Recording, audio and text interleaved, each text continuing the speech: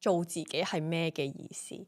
哇！我一睇到呢一句嗰陣時就諗翻起，我諗咗應該真係幾年，究竟自己嘅獨特性係啲咩嘢嚟？原來可以包含好多唔同嘅元素，我嘅個性，究竟你自己個人嘅魅力嗰個位喺邊度，而唔係成為咗人哋口中嘅自己。解憂係好啱用，一係玫瑰，一係茉莉，解除依家有一啲嘅糾結嘅情緒，慢慢喺低谷度翻身嘅。咁而第二樣副產業呢，佢係一個情緒嘅滅火降溫。所以其實佢就係一種精油界嘅五花茶咯，可唔可以咁講啊？有啲似，即係清熱紅，其中一款咯，其中一款咯。Hello，今日嘅你過得好嗎？歡迎翻到嚟做人學。Welcome back to the Psychology Department Podcast。我係 Cherry，今日好開心啦！我哋又繼續我哋嘅 Open Book Series 啦。咁上一次咧，我哋就揀咗親密關係呢本書，咁都非常之開心，因為之後咧都有啲聽眾去 DM 我啦，同我講佢哋聽完之後有啲咩感受。咁甚至乎想買翻本書嚟睇，令到我好有動力想繼續做好呢個 series 啦。今集咧，我哋都請咗位嘉賓上嚟同我哋一齊睇一本書，叫做《萎靡解答之書》。如果你最近咧成日都覺得生活好似冇乜大問題啦，但係成日都好似冇乜 energy，又或者反正每日都係照過噶啦，但係總係覺得自己有一種好似頂硬上啊，或者吊住條命嘅感覺咧，咁你可能正正就喺呢個心理萎靡嘅狀態入面。呢本書咧，其實由兩位作者一齊寫嘅。第一位就係臨床嘅心理師啦，叫做蘇益賢。咁另一位咧就係一個芳香療法講師唐荊木。我覺得好 interesting 啊，因為係一位作者以臨床心理學嘅基礎去幫我哋理解而家我哋正在經歷乜嘢心理狀態，同時佢會俾到一啲認知上或者心理層面上嘅解決方案。另一位作者因為佢係一位芳療師，佢就係會透過香味同埋身體嘅連接同埋感受，帶你由感覺去入手，慢慢去鬆開你啲肌肉啊、神經啊，做一啲修復嘅動作，所以係一個心理加生理一齊合作嘅一本書。而我今集揾咗嘅嘉賓咧就係 Fami 啦，我哋歡迎 Fami。Hello，你好啊，多謝你上嚟啊。Fami 佢本身咧都係一位芳香治療師啦，咁同時佢自己都經營一個香薰品牌 Scent La Vie。而我自己咧我都係一個 psychology background 出身嘅人啦，所以我哋兩個嘅 background 有啲似作者呢兩位嘅 background。Fami 不如你同觀眾打下招呼先。Hi，我叫 Fami，多謝你邀請我上嚟你嘅 podcast 啊！多謝你。我記得係嗰陣時，好似係你同我講，我哋不如揾次錄都係書分享啦。你就同我，喂，你有冇睇過呢一本叫做《萎靡解答之書》啊？跟住我就話，我淨係聽過個名啫喎。我望個 topic 應該都 OK 嘅，佢入邊精油都有呢一 part。跟住我一望佢嗰個前言嗰度，哇！你依家個狀況係唔係有少少感到無力感啊？跟住然之後再望六個 cover 嗰度，係啦，個 cover 啦，跟住再望佢第一二版，佢點樣去解釋呢本書，點樣佢哋想做啦。跟住哇！好 hit 到我成個當時嘅狀態啊！果然係啱 timing。Before 我哋逐個主題去講之前咧，我哋都要交代俾我哋嘅聽眾們乜嘢叫萎靡啦。你有冇 come across 過呢個字？我諗緊係咪台灣嘅字？因為呢本書佢係台灣嗰邊出嘅。一開頭呢個 concept 咧係有一位心理學家提出嘅。佢發現咧，好多人只會 pay attention to 心理疾病呢樣嘢，即係你淨係得心理健康同心理疾病 spectrum 嘅兩端，但係好少人 pay attention to 中間發生咩事。佢自己覺得有個現象叫做萎靡嘅狀態啦，英文名叫做 languishing。佢嘅定義就係佢唔係一種你喺憂鬱狀態極度痛苦，但係你中間嗰種停滯不前啊、提唔起勁啊，又有啲空虛啊。心理研究其實有講到就係話，當你長期呢種狀態咧，你會慢慢有機會發展到去成為憂鬱。咁所以我自己都覺得有一種叫做預防勝於治療嗰個 concept 啊。首先 aware 到自己呢個狀態，我哋喺呢個比較淺層嘅階段，我哋入手咗先。Instead of 去到抑鬱啊，我哋先至嚟解決咯。好似身體好常有個 terms 係講亞健康，又未去到要感冒，但又開始已經有少少唔舒服。我覺得係除咗身體之外，變咗其實心理都會有亞健康。佢入邊好嘅就係因為佢分6個 chapter 啊嘛，6個嘅無咁樣，無力、無感、無我、無依、無言同無夢。可能聽落去啲字眼都係覺得係嚇。講緊啲乜㗎？好台灣，即係好係啦，好有詩意嘅，即係講咗成件事。係啦，跟住點樣由冇去到變有咁樣？我哋今集個架構為咗令聽眾跟得比較清晰啲啦，我哋都會跟翻作者個架構，就係佢將萎靡分咗6個模啊嘛，啱啱 Fanny 都講到。咁我哋 under 每一個模咧，我都會講下係咩嚟嘅，然後有啲咩特徵嘅。咁你有冇咧？如果有，我哋用左腦 psycho 嘅角度點樣去幫自己梳理，然後再用右腦 Fanny 嘅拿手啦，芳香或者芳療精油上面，我哋點樣配合到啦？甚至乎 mindfulness 嘅 practice 可能都會幫到手。如果你聽到邊一個主題，你覺得係有共鳴嘅，或者我哋之後提供嘅方案，你覺得可以試下用1-2個袋落袋用，其實就已經係呢一個 podcast 嘅價值啦。事不宜遲，我哋可以開始我哋第一個好主題啦。第一個主題咧，佢就係關於係同無力有關，而佢有4個 box。呢4個 box，我覺得觀眾都可以留心一下自己會唔會有呢個狀況。佢第一個咧就會有一個滿滿嘅無力感啦，同埋自我嘅懷疑啦。第二樣咧就係時常咧會覺得提唔起勁，有少懶散冇氣力。心入邊咧有一個就係算啦嘅念頭，就係第3個嚟嘅。最後一個咧就係情緒咧好似悶悶不樂，但係又未去到咧會覺得自己有 depress 嘅程度。佢就會有呢4個 box 俾大家去做咗個自我檢測先。我自己講真啦，我睇呢個 chapter 咧，我係冇乜 feel。最近我自己本人係應該係太大力去生活 instead of 感到無力。但我唔知咧 Fanny 你自己睇呢個 chapter 你覺得點？每個 chapter 我都有對應到一啲生活嘅。如果可能有少少共鳴，就係上年年底香港發生咗一件好大型火災嘅事件。當大家見到或者我身邊啲朋友見到嘅時候，你一定係會碌好多，無論你 IG 又好，唔同嘅 social media 都有好多話俾你聽。依家個狀況點樣？而不停去諗嘅就係我可以做到啲咩咧？我可以幫到啲咩咧？你又會發現好似我幫唔到啲乜嘅情況下嘅時候，個無力感就會出咗嚟咯。更加會覺得嘅就係力不從心嘅感覺喺呢一個部分。即係我諗，尤其是去一啲大嘅事件上面，我哋認為自己少少嘅力量改變唔到個 outcome，咁我哋就會感到無力。鋪翻本書啦，作者尤其是心理學嗰一邊嘅解法就係話，點解我哋有呢種無力嘅情況咧？就係因為其實我哋人類面對壓力嘅時候咧，我哋會有好經典嘅 fight and flight 嘅 response 啊，即係 fight 就係戰鬥啦，flight 就係逃避啦。有一個忽略咗嘅第3個狀態就係 freeze，就係凍僵嘅狀態。咁點解會出現呢個情況咧？就係因為當我哋認為而家面對嘅當下情景，我哋唔能夠 make 到任何嘅 impact，我哋就決定好啦，咁我就咩都唔做啦，好自然就會退咗喺 freeze 呢個狀態。咁其實係好響應到啱啱作者講嘅無力。我啱啱講嘅嘢咧，其實都係你 perceive 嗰個情況，即係你理解個情況為你有冇控制能力嚟到導致嘅。即係如果你覺得你控制唔到個情況，咁你可以係退縮，或者你可以係凍僵，即係 freeze。如果係去到咁消極啦，即係橫掂呢樣嘢我自己都 make 唔到個 impact，或者我都改變唔到，我就算啦。呢個係唔健康嘅狀態嚟㗎嘛。咁我哋可以點做咧？我覺得第一下嘅時候係個關注點嘅問題咯。佢入邊有個位講得幾好嘅，就係你將個關注點放得好大，真係因為覺得自己個力量好細，所以就做唔到啲乜嘢。但係如果我哋將個關注點縮翻窄少少咧，睇翻嘅就係可能係自己同身邊嘅人。當如果自己嘅情緒 overwhelm 嘅時候，會唔會真係可以停一停先？可能嗰陣時就嚟話我哋望到好多 social media 出好多嘅新聞啦，你睇嘅時候有好多唔同嘅情緒出咗嚟，會唔會可以我將個 focus 點放翻就係我依家個狀況係點樣咧？可唔可以停一停，放低翻部電話？或者身邊嘅人情緒又會係點樣？會唔會係佢都有可能一啲親朋戚友喺嗰邊？其實你可以安撫到身邊嘅人，呢一個都已經係你做到能力範圍嘅嘢。呢一樣嘢就未必去到個無力感咁大。有時我哋就係將啲 focus 或者一啲嘅 target 放得好大，忘記咗我哋自身可以由 step by step 咁樣去。我哋將嗰個信念入邊框逼呼咗佢先。可能外界一啲天災人禍我哋控制唔到。但係我哋就將一啲 focus 位放翻落去，我哋可以控制入邊嘅事物咯。呢度都要順帶提到作者有講嘅 by local locus of control，即係話雙控嘅一個人啦，即係佢會理解到有啲嘢佢部分係可以內在控制嘅，有啲嘢係外在條件控制。咁明白有呢2樣同時發生嘅人咧，佢嘅幸福感係最強烈嘅。我覺得呢個亦都係我好喜歡佢有帶出嚟嘅一樣嘢，我好中意用個字叫 surrender，因為你不停咁講你自己係有力嘅，你可以 control 好多嘢嘅，但係其實你唔去好 humbly 去 accept 有啲嘢你係改變唔到嘅，你唔去 realize 呢件事咧，其實你會過得好辛苦嘅人，就係過度用力嘅時候咯。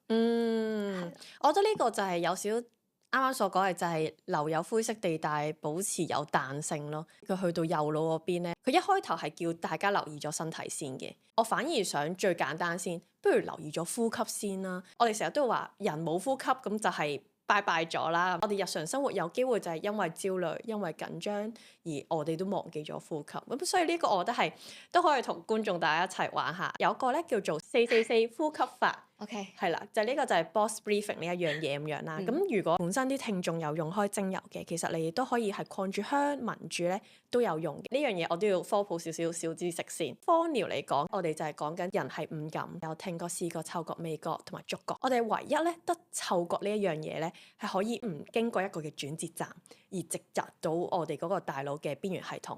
咁佢入邊邊緣系統有啲咩咧？就會有海馬體啦、杏仁核啦，咁所以芳療就係講緊我點樣用一啲植物嘅精華提煉出嚟，然之後咧透過佢入邊會有唔同嘅化學成分啦，佢嘅一啲功效啦，而幫到你身體、心理同埋靈性嗰方面咧，達至一個整全治療、整全健康嘅。如果大家都有開始用到精油呢一樣嘢嘅時候，咁呢個呼吸法大家可以擴住香咁樣去俾自己聞嘅。我問啲好蠢嘅問題啦，係即係如果我冇擴香器係啦，我係可唔可以咁樣扭開個蓋？可以啊，可以啊，你想唔想試？因為你依家都可以扭開個蓋。好啊，因為第一支咧，其實我想俾你試就係乳香嚟嘅。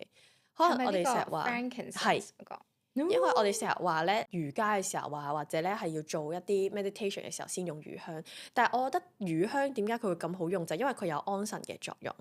二嚟嘅就係咧，佢可以加深翻你個呼吸。你試下依家可以扭開蓋，我可以一路扭開蓋嘅時候咧，你就可以聞住嚟咁樣去做嘅。咁但係如果係話聽眾你哋係想 drop 起隻手度咧，記得所有用嘅精油咧都要稀釋咗先嘅。好，咁咧依家你 keep 住聞住啦，保持翻你自己嗰個呼吸狀況先嘅，即係唔使話要快定慢。留意翻咧自己呼吸咧去到胸腔咧，定係去到腹部嗰度。444係講啲咩咧？就係4秒係吸氣，4秒閉氣，之後4秒呼氣，咁樣成為咗一個循環。我哋試下做2 set 啊！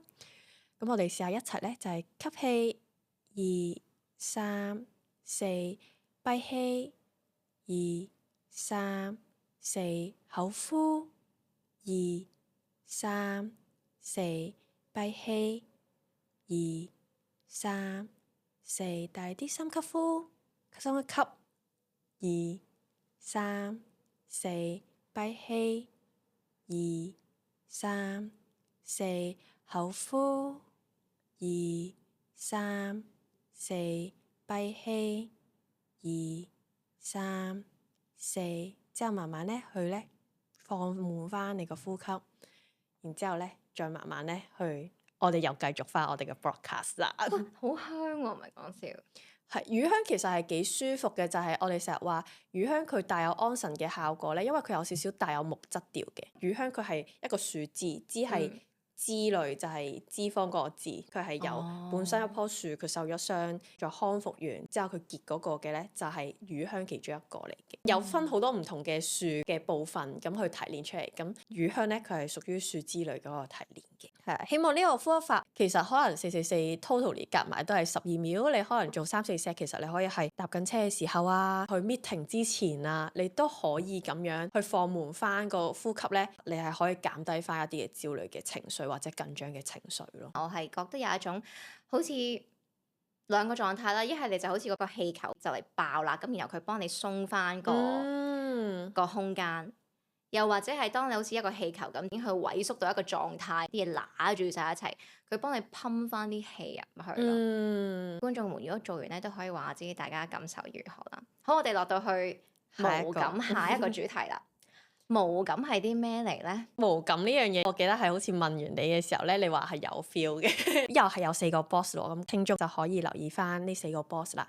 第一個咧就係因為有感覺好麻煩，所以嘗試咧冇感覺咗佢。第二就係因為好在意呢樣嘢咧，係好攰嘅一件事，所以嘗試咧唔去在意。第三咧就係對自己咧無感，所以咧就慢慢就冇咗感覺啦。最後一個就係我對所有嘅感覺，無論好定壞，都失聯咗。頭2格咧，我自己係最身同感受，因為我去 boarding school 噶嘛，讀書英國嘅時候，咁我係有一段時間非常之 homesick 嘅，咁 homesick 到咧頭2年係不停咁樣喊。已經喊到個位咧，我 house mistress 都同我講話，Cherry 你已經唔知15歲啦，你唔可以再日都喊噶啦咁樣。咁我就好自然就 shut up 咗，係啦。然後慢慢我就培養成一個 OK，我要非常之堅強獨立，冇咩事唔好揾屋企人，冇咩事唔好哭訴啦，冇咩事唔好有情緒啦。即係當然唔係一個 event 令到我咁嘅，但係我會覺得呢樣嘢應該係大家可以接受啲嘅嘢嚟嘅。Instead 我哋不停咁樣喊，不如就我哋去另一個極端啦咁樣。咁所以發展到某個位，記得大學1年班咧，我係有一日喺張床度突然之間擘大眼醒翻，我覺得咦呢幾年好似冇乜心事咁樣喎。而家諗翻係好唔 make sense 㗎，因為人總係有啲嘢棘住咗，或者係有啲嘢想傾訴嘅，但係我完全覺得自己係冇啊。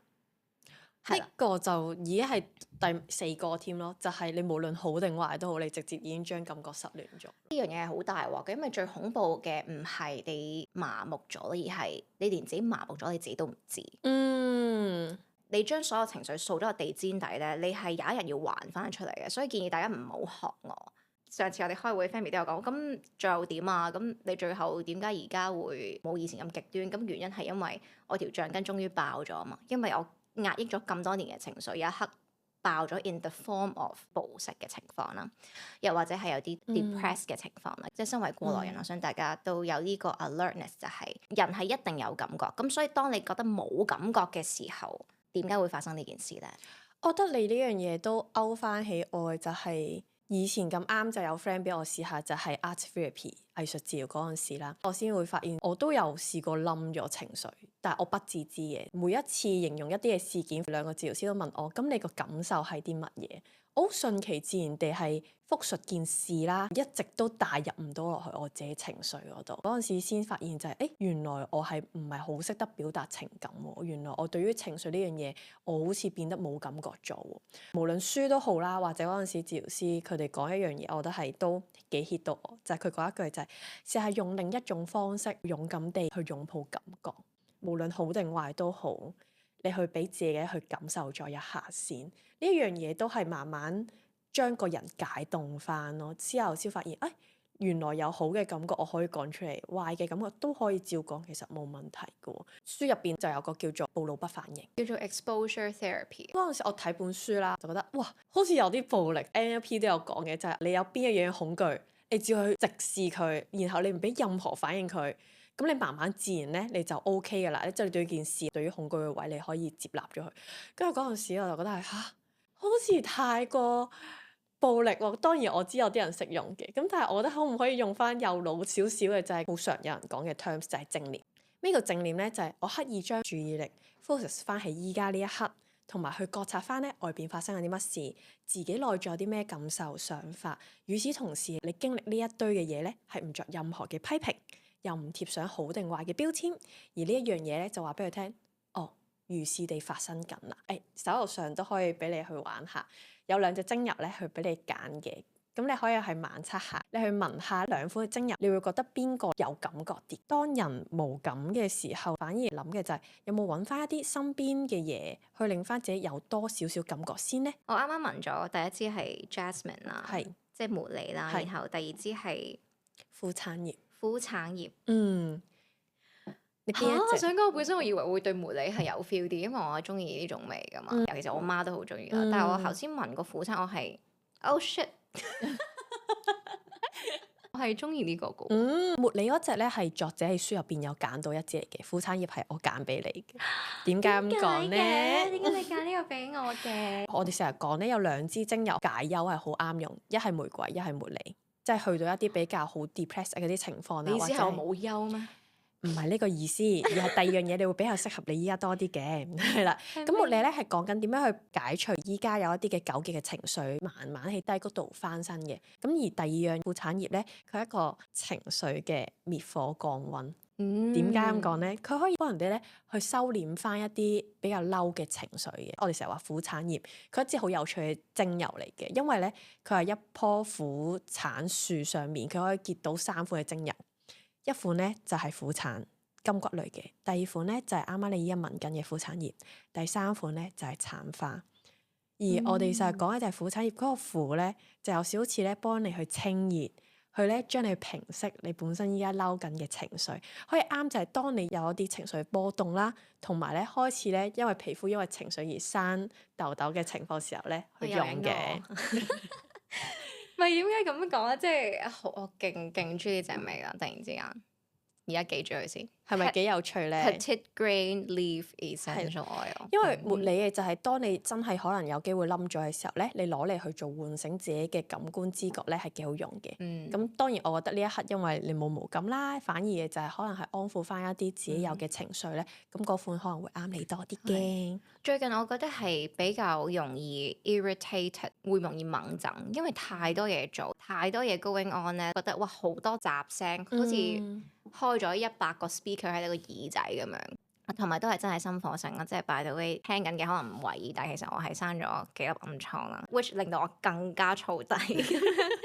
但係我平時我好少會咁樣嘅。啱啱有提及到正念啊嘛，咁其實佢都係講緊就係你嘅 awareness，你去觀察翻自己。可能你會覺得呢一刻好忙，會覺得哇呢一刻好燥，但係你會去俾自己睇翻，依家就係出邊發生緊乜事咯，即係你嘅工作發生緊啲乜事，你內在究竟你嘅感受發生緊啲乜事，你唔使去批評佢或者去批判嘅，你俾佢發生咗先咯。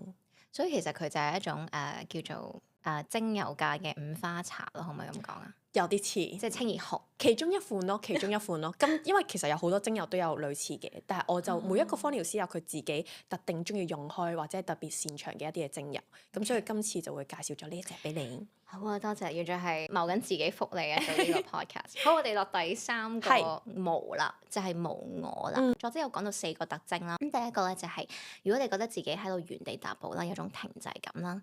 第二樣嘢就係，你覺得自己因為原地踏步而焦慮啦，但係又唔係好敢踏出下一步啦。咁第3個就係，你覺得自己漫無目的、缺乏目標，又唔係好知道自己要嘅係啲乜。第4個 symptom 咧就係你覺得自己嘅人生永遠都係活喺別人嘅口中，你應該要點點點嗰一個 concept 咧係好重嘅喺你生命入面。呢一個咧我就我又係我冇 feel 啦，玩嘢啫，心諗我全部都冇 feel 嘅，做呢個 podcast 嚟做乜？不過 Fami 係有 feel 嘅。我唔係對於佢嘅要我 tick 嗰個格仔有 feel，而係佢第一句就係問佢個標題其實係做自己係咩嘅意思。哇！我一睇到呢一句嗰陣時就諗翻起，我諗咗應該真係幾年，我都問過身邊好多嘅人，究竟做自己呢件事係自私定係自愛呢？上年年底開始，我覺得更加做自己多咗嘅感覺嘅，而呢樣嘢我冇再標籤落去就呢樣嘢究竟係自私定自愛位？我成日會覺得我唔想成為一個自己都會討厭嘅大人。我哋年紀增長啦，就覺得你都唔係18、22㗎啦，我要努力成為一個大人。但係有啲時候都會覺得，只要我成為一個大人嘅時候，我就要磨掉晒我自己嘅稜角。我唔係做緊自己，亦都會變成係討厭咗自己咯。你啱啱講話磨掉咗啲稜角啦，我 assume 你嘅稜角就係一啲人哋認為唔好嘅嘢啦。咁所以你先要磨掉㗎嘛。咁所以你認為你嘅稜角係啲乜嘢？有時我都會諗緊究竟自己嘅獨特性係啲咩嘢嚟嘅？原來可以包含好多唔同嘅元素。我嘅個性究竟你自己個人嘅魅力嗰個位喺邊度，而唔係成為咗人哋口中嘅自己。如果我係做人哋口中嘅自己，好多人都會覺得喂，你應該要點點點啊！你喺芳療嘅話，你應該係要學識按摩，你先可以等於一個芳療師㗎喎。你要做調香嘅話，咁你可能係要學院出身，或者係你要跟過邊個老師或者啲咩，你先可以做到一樣嘢。我嘅獨特性，我會認為芳療其實係可以理性同埋感性之間嘅平衡。本書都有講，同埋我自己慢慢學嘅就係現實中嘅自己同埋理想中嘅自己。佢唔係一條 curve 咁樣衝過去嘅。心理學嗰邊好似有個叫做自我差距嘅理論，咁就係講緊咧，你係一個階級性嘅，逐級上。佢有3個問題，聽眾都可以問下自己啦。就係你究竟現實嘅自己，你覺得你係點嘅人？唔需要透過人哋點樣講你嘅。第二樣嘢就係你唔想成為一個點樣嘅大人呢？呢個都可以 list 出嚟先嘅。你唔一定要知自己想要啲咩，但你可以知自己唔想要咗啲咩先嘅。而最後一個咧，就係你理想中嘅自己又係點樣呢？可能你有啲 wood model 去跟又得，你自己有一個心目中自己想做嘅自己都得。跟住慢慢去 step by step 成為一個你覺得我咁樣做一個大人係開心嘅，亦都係我唔需要再活在喺人哋嘅應該入邊咯。有啲聽眾咧未定義到或者未知道自己係啲咩嘅時候咧，首先做咗呢個 exploration 先。因為好多時候你已經潛移默化咗人哋認為嘅應該成為咗部分嘅自己，但可能嗰啲係唔屬於你嘅，咁所以可以諗一諗呢一方面。咁作者有一個好好嘅提醒，我自己都好中意，就係佢話，與其你話你唔可以做自己，不如咁講，其實係我哋唔太敢做自己。即係我哋唔係唔能夠啊，係我哋唔敢。當你要做自己呢件事咧，你要承擔咗好多嘢嘅，你要承擔個 consequence 啦，可能你會 fail 啦，你揀咗條人哋唔認同嘅路，可能你會失敗，或者你做咗一啲行為係大家覺得唔啱世俗嘅嘢，咁可能你會受到別人嘅冷眼或者唔認同，各樣各樣嘅後果你要去承擔。所以唔好過度地認為我唔得㗎啦，即係我冇得揀嘅。其實你有得揀嘅，只不過你係要承擔嗰啲責任，而你想唔想嘅啫。好，咁不如講下右腦啊，作者有啲咩右腦嘅解決方案？呢個都可以同大家去講下，我覺得係同脈輪有相關多啲嘅。脈輪咧，我哋就話人有7個輪，做唔做自己同自信心真係幾有關係。而我哋成日講同自信心有關係嘅咧，就係太陽神經叢喺邊個位咧？就係啱啱好就係胸口對落少少，肚臍腹部中間呢個位置。咁呢個入邊嘅器官係啲乜嘢啊？咁就係你嘅腸胃啦。咁我哋成日就講腸胃係我哋第2個大腦啦。英文有句諺語就係 You are what you eat。你食啲咩落肚咧，都會影響到情緒，我哋個身心狀態嘅。精油上就係佛手柑。佛手柑佢係咩味咧？大家有冇飲過伯爵茶？伯爵茶係咪一出嚟有嗰陣果香？嗰陣果香咧，其實係攞咗佛手柑去炒香咗啲茶，所以一出嚟咧係嗰陣味嘅。呢一個佢係對應啲咩？就係個人嘅力量啦，同埋自信心呢一樣嘢，可以消除焦慮啦、挫敗感啦，提升翻你嘅勇氣同自信心，令到你會夠膽做多啲自己呢一樣嘢咯。好，非常好。咁我哋今日咧就講咗3個毛啦。邊3個毛啊？考下你先。係第一個就係無力啦，第2個咧就係無感啦，第3個咧就係無我啦。係啦，咁我哋之後仲有3個毛嘅，無意啦、無言啦，最後咧就係無夢啦。好，呢3個係咩意思咧？咁我哋就要留待下集再同大家講，因為時間差唔多。咁我哋下集再同大家傾啦，拜拜。拜。